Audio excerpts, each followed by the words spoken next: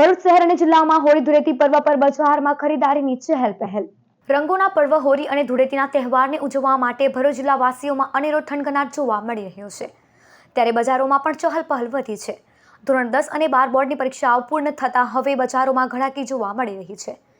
આ વર્ષે બજારોમાં અવનવા પ્રકારની પિચકારી અને રંગોએ લોકોમાં આકર્ષણ જમાવ્યું છે।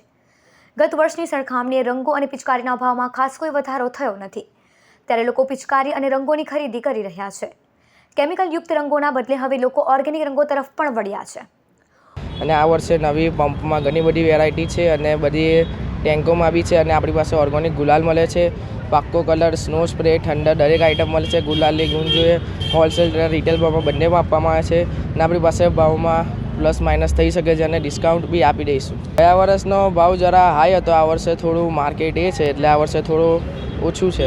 હોળીની હુતાસણીના ખજૂર, ધાણી, ચણા, નારિયેળ સહિતના ભાવોમાં આ વખતે પણ વધારો જોવા મળી રહ્યો છે। ભરૂચમાં Shaktinath, link road, station road, Jyotinagar સહિતના સ્થળે હોળી ધૂળેટીના પર્વને લઈ હાટડીઓ ઊભી કરવામાં આવી છે, જ્યાં ગ્રાહકોની ચહલ પહલ જોવા મળી રહી છે।